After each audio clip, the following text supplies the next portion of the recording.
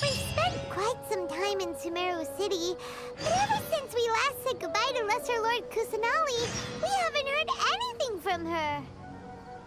Oh, we can't just keep waiting around like this. Let's go find Catherine and pick up some work so we can at least keep ourselves busy.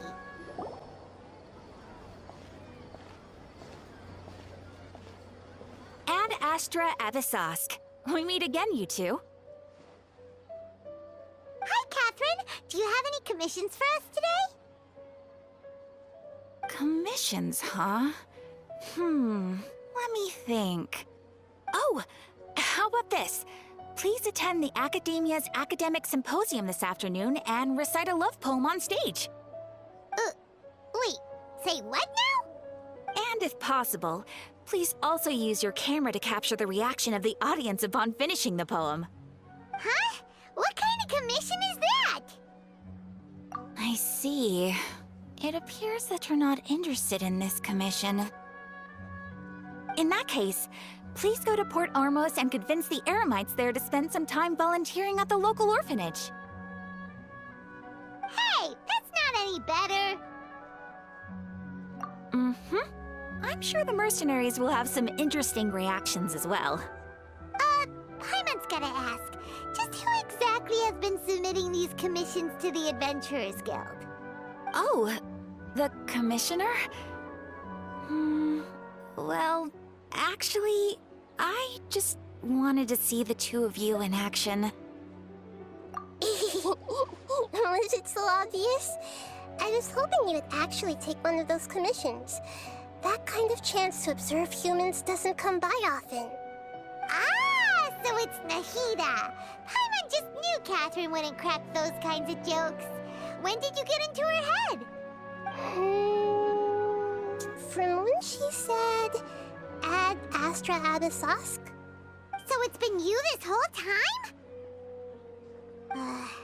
Are you done resting up, Nahida? Yes. I've been sleeping ever since we parted ways, and I even had a really, really long dream. It was another dream about the Sub-Zero's festival, except it was a happy one. In my dream, I was sitting in the middle of a flower terrace, and everyone in Sumeru City was holding hands as they danced in circles around me. They danced round and round, and everyone looked really happy. I also got to sit on a gigantic flower carriage. Ferris, the Knight of Flowers, raised me really, really high above the ground, and I was throwing an endless amount of Yalda candies at the children. You know, Nahida, maybe your dream is how the Sub-Zero's festival really should be. It's meant to be a joyous time where everyone gets together to celebrate your birthday. Huh? Wasn't I describing a really happy dream? Why are you both looking at me like that? Wait, could this be an example of the emotion known as pity? No, we aren't pitying you. That would only make everything worse. We just don't want you to feel too sad. By the way, have you had a chance to visit Dunyarzad? How's she doing? The Homianis haven't allowed any visitors after the festival, so we haven't been able to check on her. Yes, I paid her a visit right after I woke up. She was resting at the time. Her condition is stabilized. However, since Elazar is a manifestation of the withering on the human body, we can only cure it by finding a way to take care of Irminsul's own withering. But for the moment, our top focus should still be figuring out what the sages are up to and what they're planning. Right. Who knows what'll happen if they manage to pull off another scheme like the Samsara of the Sub-Zero's festival? So our first priority should be investigating and putting a stop to the sages' activities. As for how we should pull that off, let's discuss it somewhere else. There are too many adventurers around here. Oh, good point. Sorry, adventurers. We're gonna be borrowing Catherine for a little while.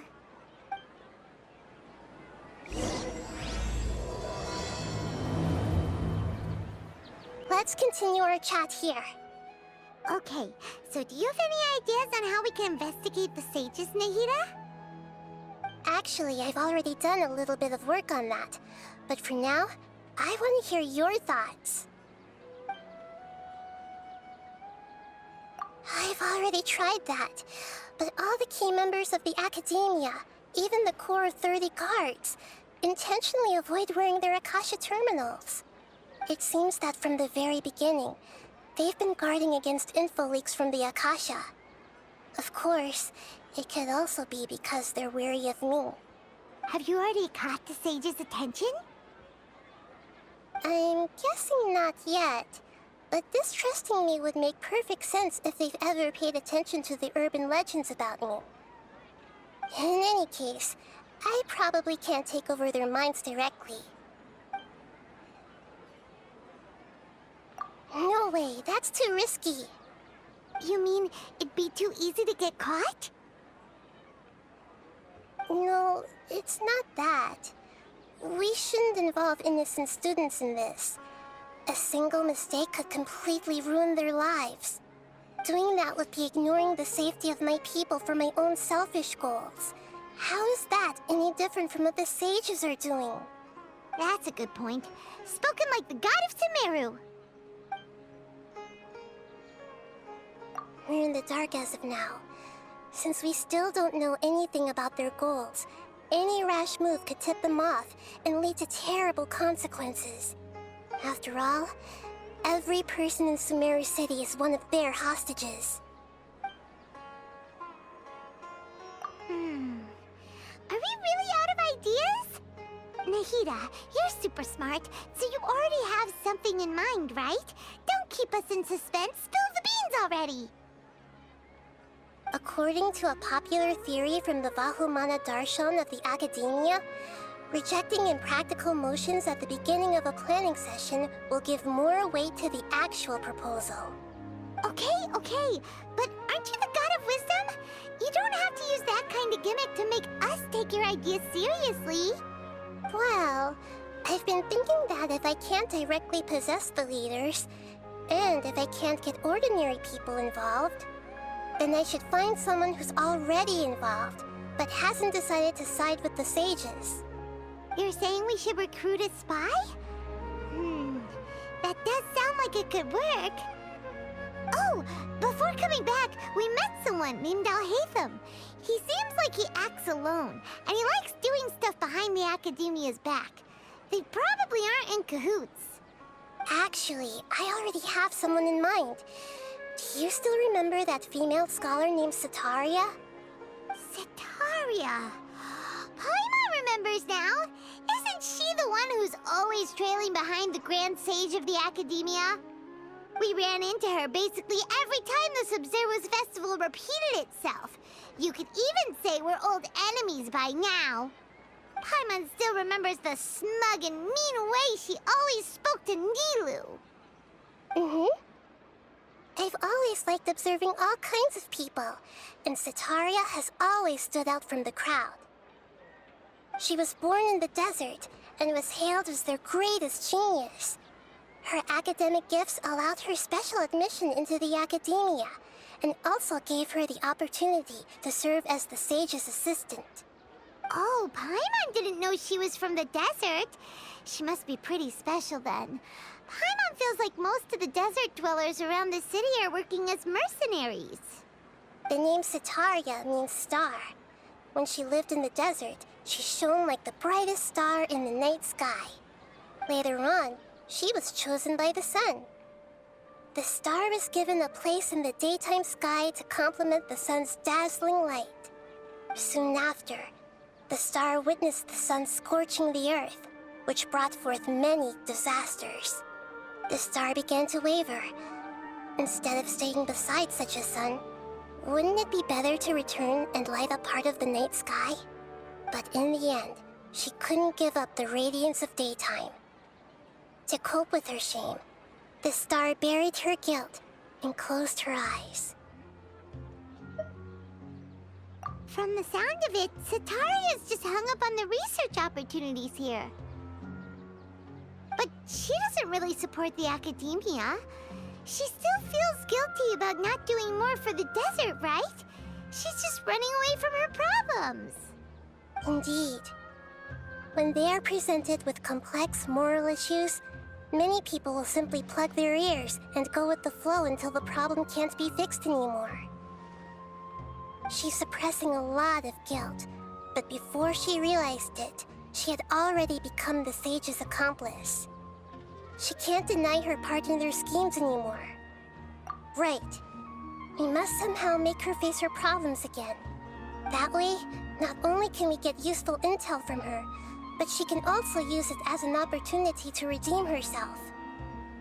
From my past observations, Sataria will take a day off from the academia every 10 days to do some shopping in the city. Tomorrow afternoon just happens to be a shopping day for her. That'll be our chance. To prepare, let's go check out some of her favorite spots and have a quick chat with a few of the vendors there. This should be Sataria's favorite fortune-telling spot. So should we ask the fortune teller about Sataria? No, I already have enough information on Sataria. The most important thing now is for you to pay attention to the vendor's talking style and key characteristics. Talking style and key characteristics? My poor lost lambs. Have you become troubled over your fates? The divine voice of wisdom often echoes between mine ears. If thou be blessed today by the gods, I may be able to show you the way. Huh? Really? Nahida, you've been whispering things to her? Shh! My friend here has some doubts regarding her future. Can we get a fortune reading for her?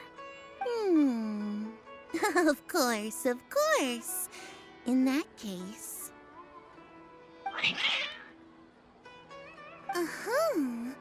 It would seem that Harut and Marut are quite wary of you. Perhaps, at some time in the past, you have somehow offended the gods.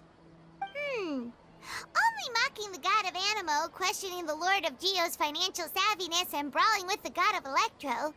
Do those count? Oh, nothing. Go on, pick an aspect for her to divine. Love prospects? No problem at all.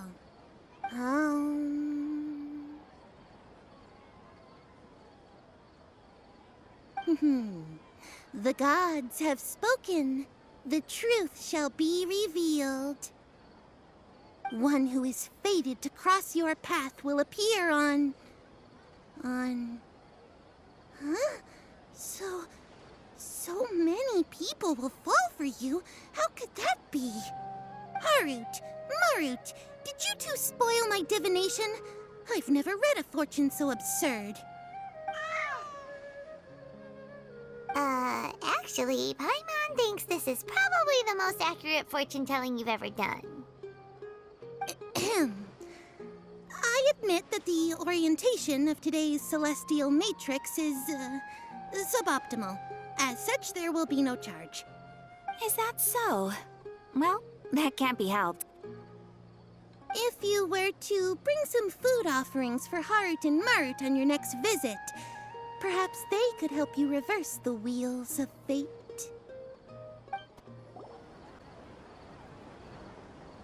Is this another one of Sataria's favorite stalls? Yep. It belongs to a king. His father helped Sataria a lot when she first moved to Sumeru City, so she still comes by whenever she has time. When I start talking with him, listen carefully to the details of our conversation. Ah, dear customers! Would you like to look at some pottery? We caught wind of your great craftsmanship, so we specifically came to take a look. Oh, I recognize you. Aren't you Miss Catherine from the Adventurers Guild? Sounds like I'm in for some big business. Speaking of, where did you learn this trade? I suppose you could say it all started with my dad. He's a mason by trade, but I picked up an interest in clay while apprenticing for him. After that, I began making pottery by myself in secret, and I simply changed trades when my works turned out well. Although it's a pity that I'm no longer making much use of the knowledge provided to me by the Akasha. That's nice. You're making a living doing something you love. So is your father still working as a mason? Oh no, not anymore. A few years back, he fell from a roof and broke his leg.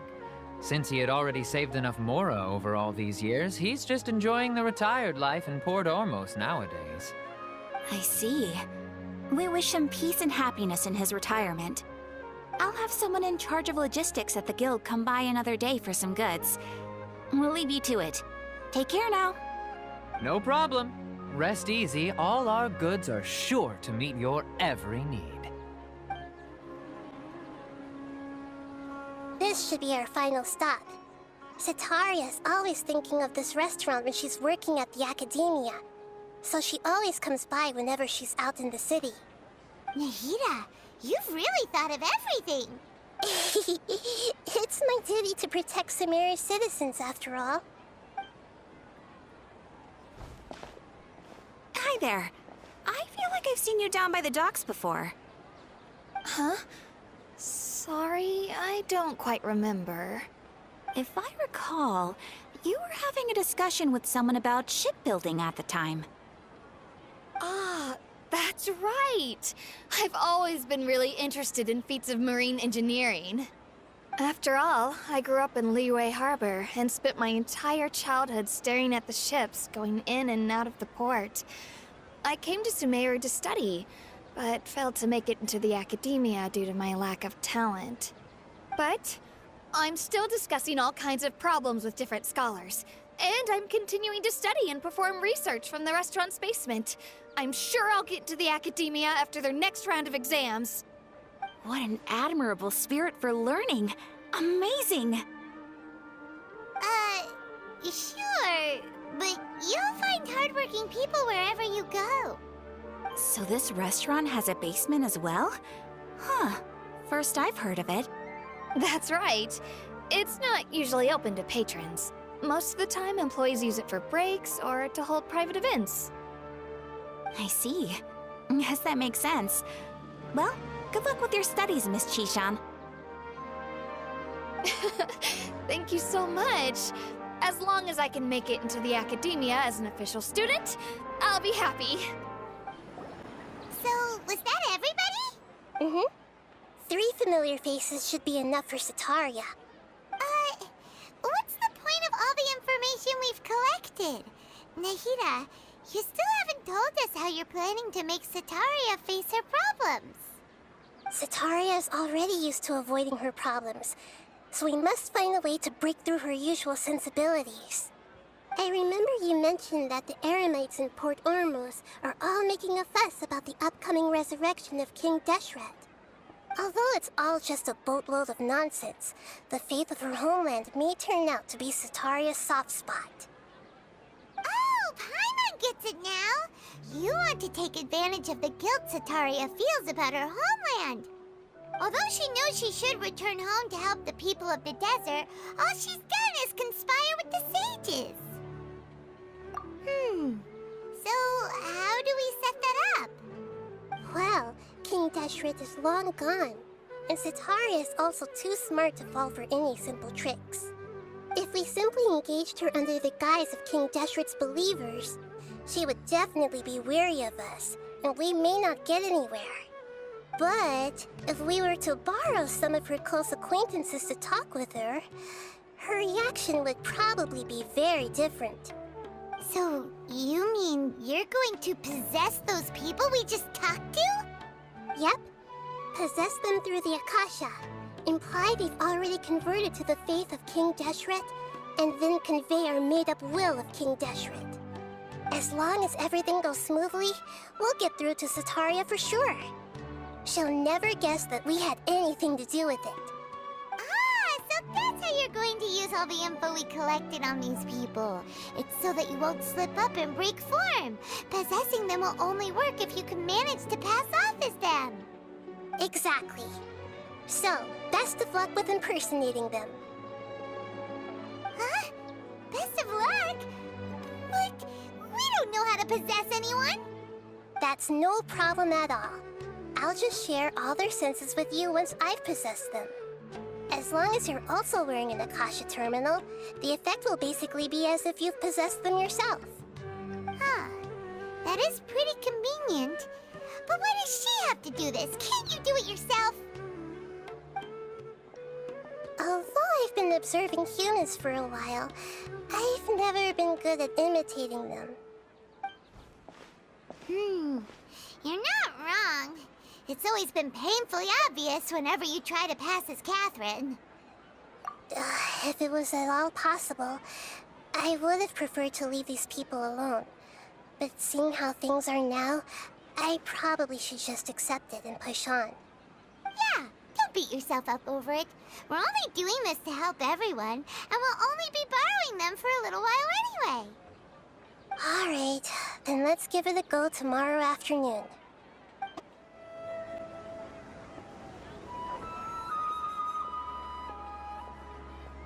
Oh, here she comes. Satori is here. Let's quietly follow her. Once she starts talking to her acquaintances, we'll find a safe spot to begin possessing them. As for how we'll sway her to our side, I'll leave that to you. I trust you'll know what to say. I'm starting to feel kind of nervous. Okay, let's go. Looks like they've already started talking. Let's find a hiding spot and get started.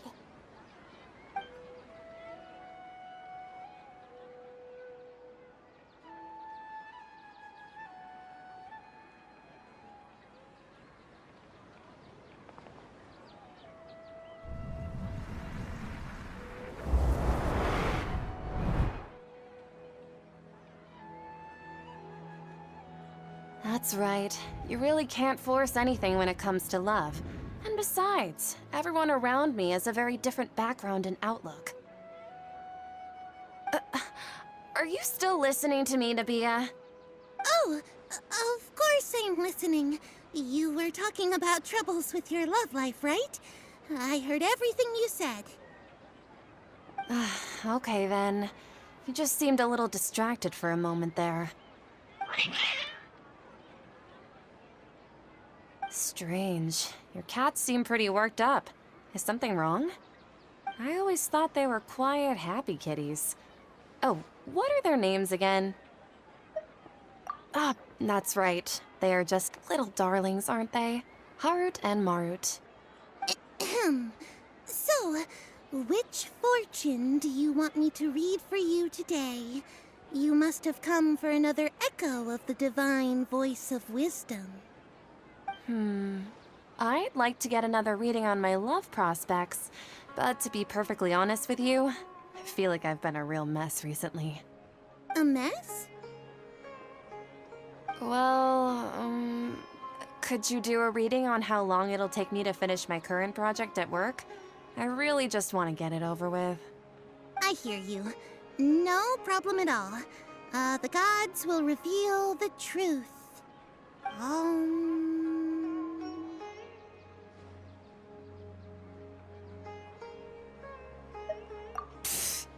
Sorry, your new laugh is just so hilarious. I couldn't help it. Oh, please pay no mind to those kinds of details. The gods are asking. Sataria, why haven't you gone home? Why haven't I gone home? Do the gods really know everything I've been thinking about? Sataria, why don't you just go home? It's a demand now instead of a question. The gods seem to be truly upset. I'm sorry. I know I failed the gods. Please pass on my most sincere apologies and ask for their divine forgiveness. And if I may ask, Nabia, is there a specific god who's speaking to you right now?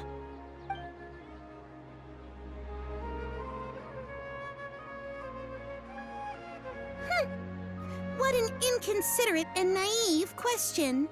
The god who is speaking to me is, of course, the wisest and mightiest of all, King Deshret. King Deshret? No wonder he would make such a demand of me. Wait a second. King Deshret passed away a long time ago. Even though news of King Deshret's resurrection has been spreading like wildfire, it's all just a misinformation campaign from the academia. How can King Deshret still exist in real life? What insolence! I am King Deshret's most loyal believer. Do you wish to refute his voice of wisdom? Oh, no. As a child of the desert, I am only reveling in his power upon learning that his divine glory has touched even this city. I will think very carefully about his demand of me. I'm sorry, I must go now. Wait!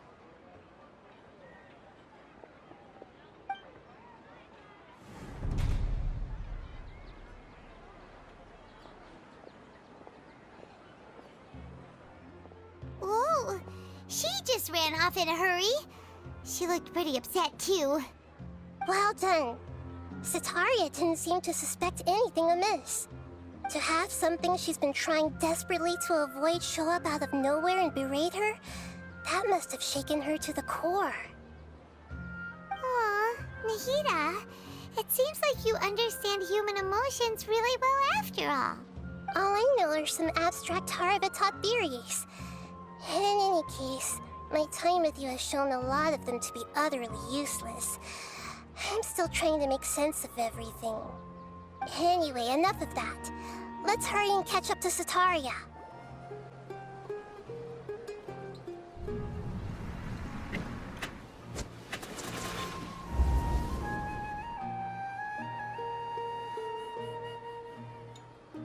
It's okay. I just got caught up in something.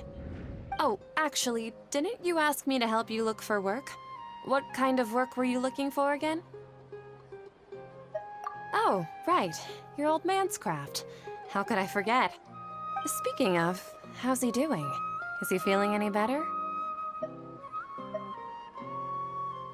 Oh, that's good to hear. I've been thinking a lot about him. If I could get some more time off, I'd love to pay him a visit. Actually, while we're talking about him, is he still living in Port Ormos? Yeah, he's been retired there for a while. If you could find the time, please write him a letter. Let him know that recently, faith in King Deshret has taken root in Port Ormos and has begun to spread across Sumeru. He has a quick temper and has always been a devout follower of the Dendro Archon. I don't want him to get into a fight with those King Deshret believers because of a difference in beliefs. Oh? So, who are you siding with in all of this? The Academia or King Deshret? I'm so jealous of you. You were born a child of the desert, yet you chose to betray King Deshret, and now you spend all your time with those crooks from the Academia. Akeem, you don't mean... you've also become a believer of King Deshret? What's so strange about becoming a believer of the wise King Deshret? In fact, aren't you the strange one? The one who still can't pick a side? Can't pick a side? Me? Whoa! Paimon had no idea you'd be so good at this. You really zeroed in on the issue and put it right in front of her. It might feel a bit overwhelming for Sataria. But once everything is over, I'll be sure to pay her a visit to her mind and explain everything. Anyway, let's keep going.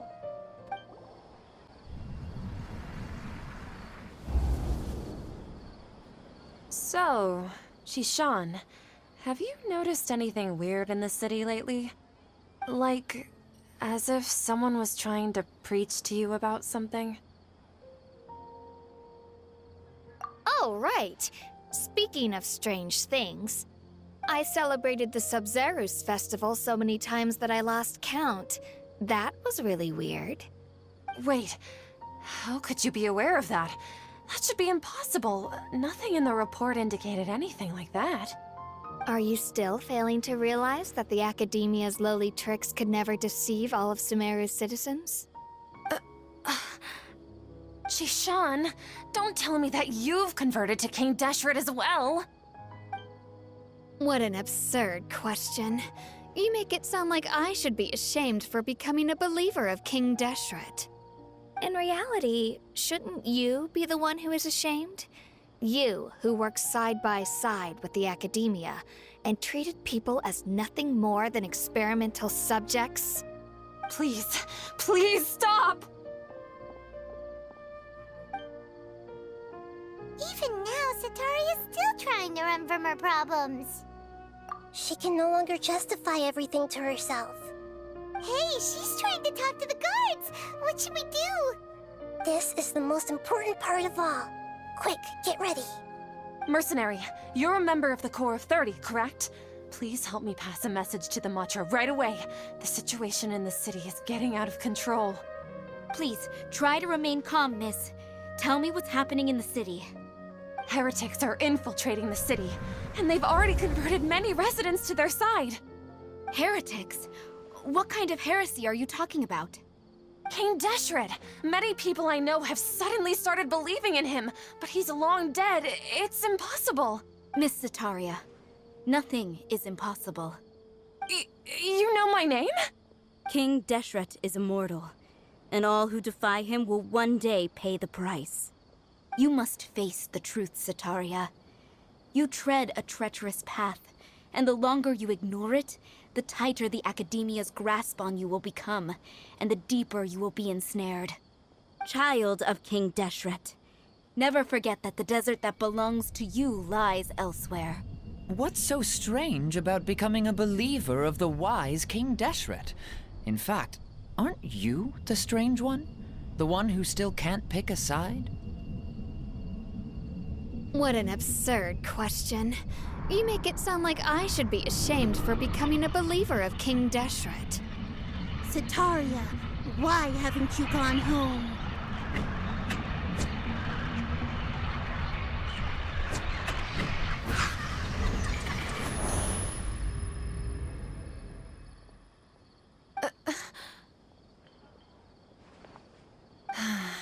It seems that no matter where I run, I only keep finding more believers of King Deshret. I have to say, this is a familiar feeling. I've also been running from my guilt this whole time. Guilt over my part in the Sage's plans, and from ignoring the letters from the children of my homeland. But no matter how much I may try to ignore or get rid of it, my guilt always comes back. You won't necessarily lose your research opportunities by facing the truth. Besides, did you really want to conduct your research while carrying such heavy feelings of guilt? How do you know me so well? Are you truly just a believer of King Deshret? Or are you the god himself? That's not important. The important thing is to pass judgment on the Academia and its sages, and to correct their mistakes. If you could provide some assistance in this matter, perhaps it could serve as a form of atonement.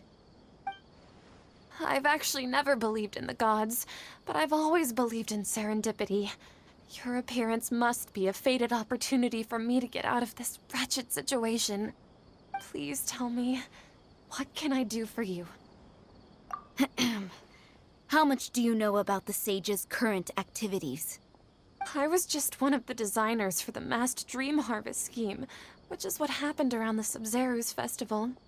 But I know very little about the full scope of the overall project. I'd assume that only staff with the highest clearance would have access to those confidential documents. I've just been working to meet the Grand Sage's specified requirements.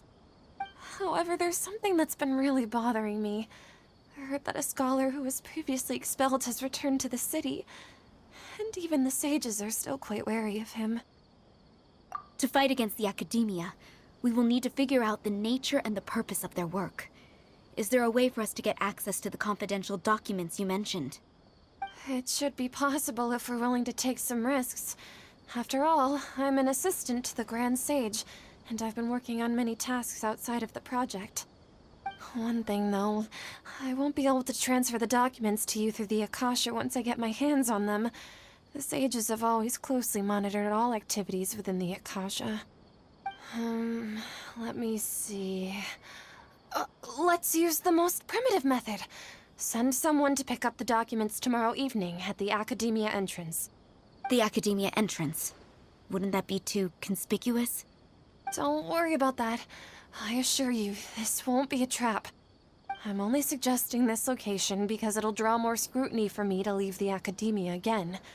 It'll be safest for me to distract the guards long enough to hand you the documents.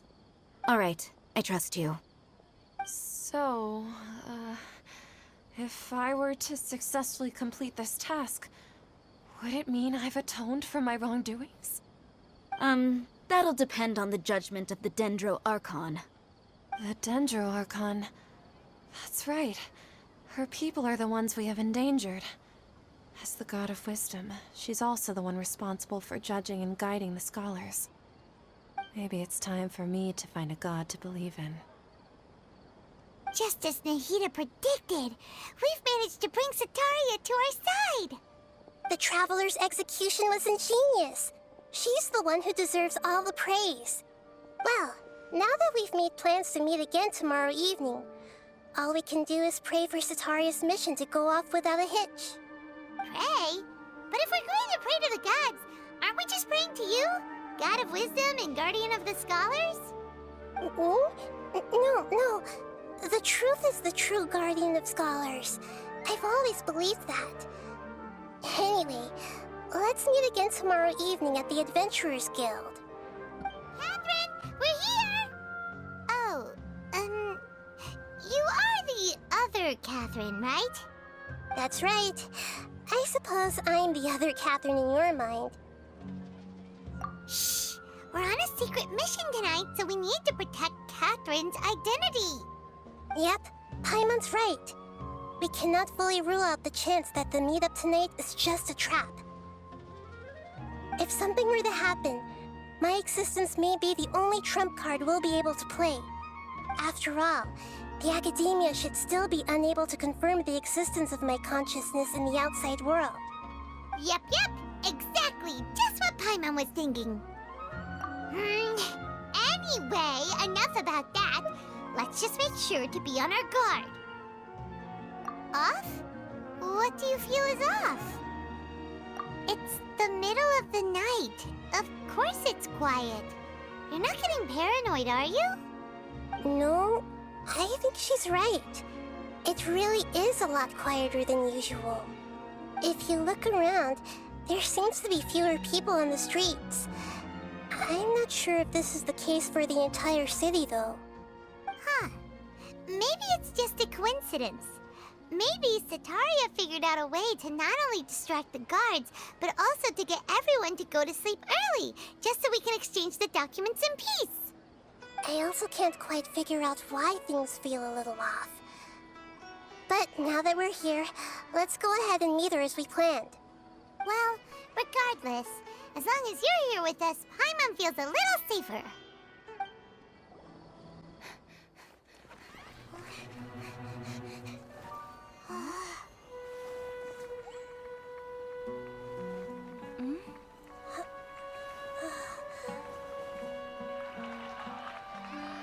What are all these people doing here at this hour of the night? Ah, the triumphant hero returns at last. And to a rather spectacular welcome, even if I do say so myself.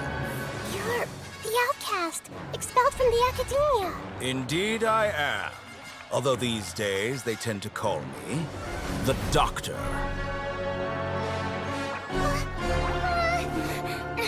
If you're looking for your researcher friend, she has already been taken into confinement. With some basic caution, she could have discovered the listening device on her person. Clearly, she lacks the degree of rigor expected of a true scholar.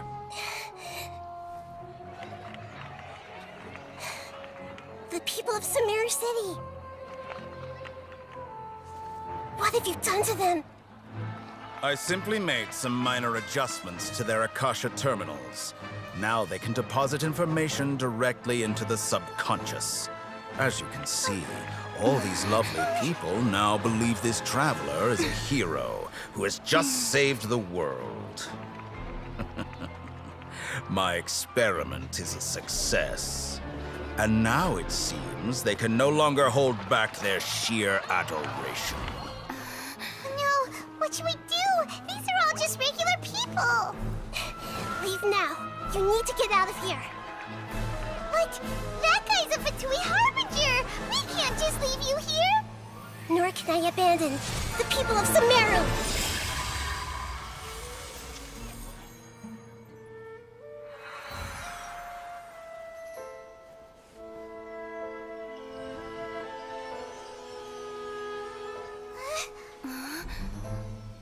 Don't worry. We'll meet again outside of the city.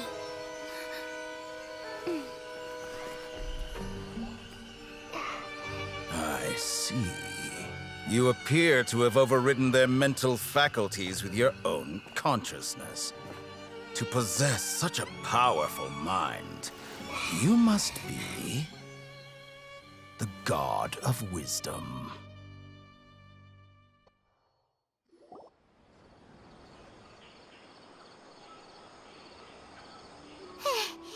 This should be far enough.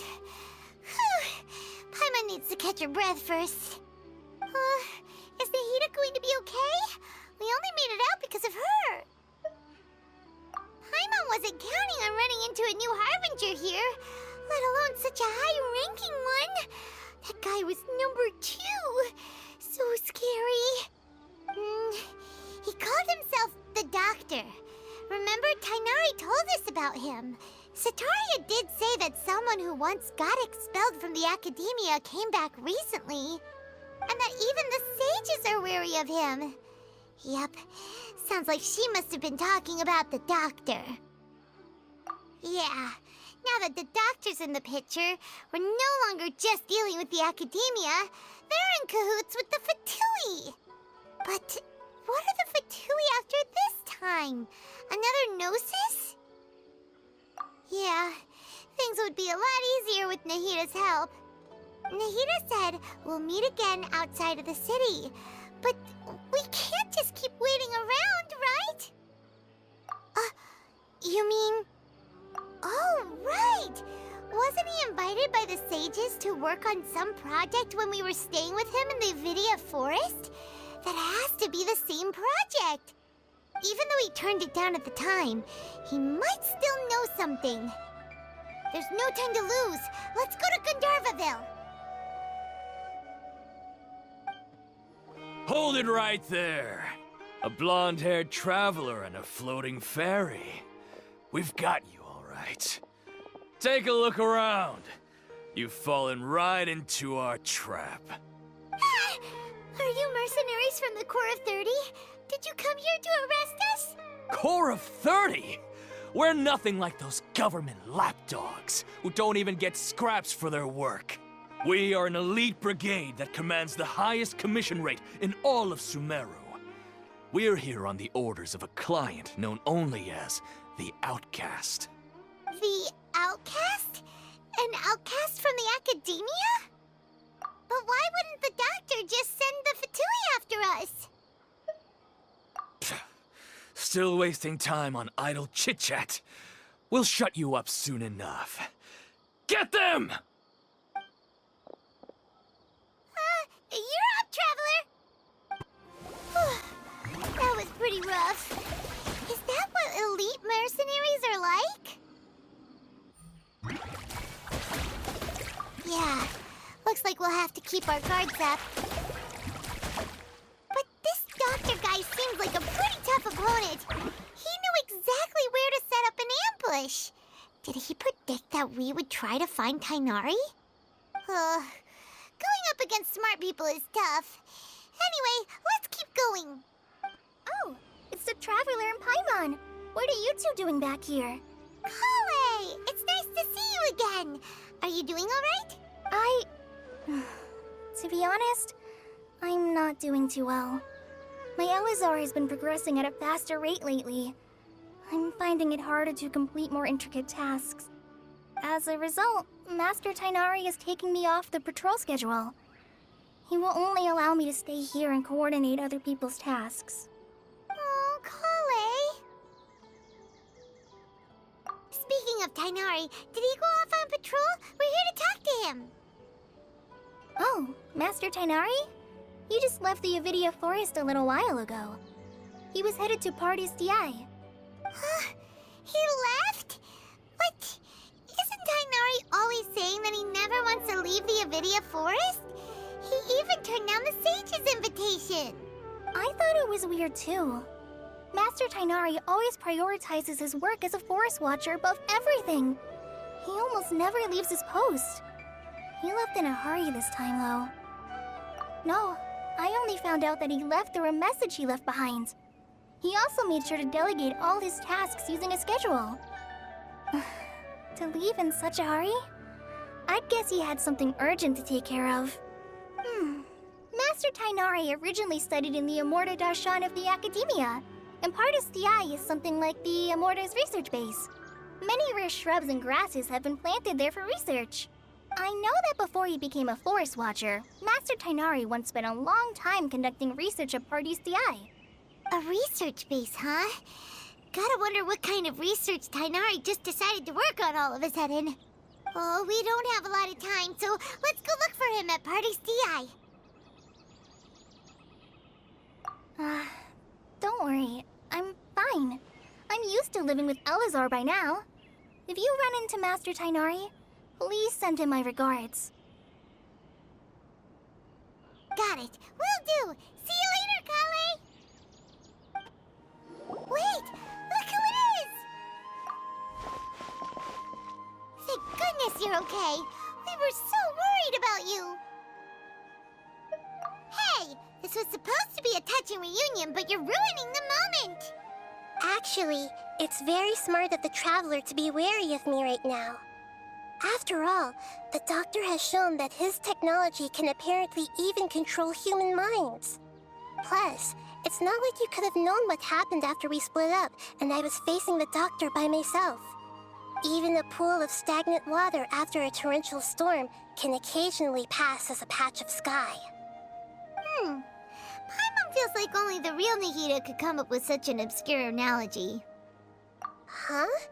But I wasn't trying to win your trust or anything. All I wanted was to clarify my point. Well, we understand that point now. Please, Nahida, tell us more about what happened. Are those poor people all right? When you left, I was still in the middle of restoring everyone's minds.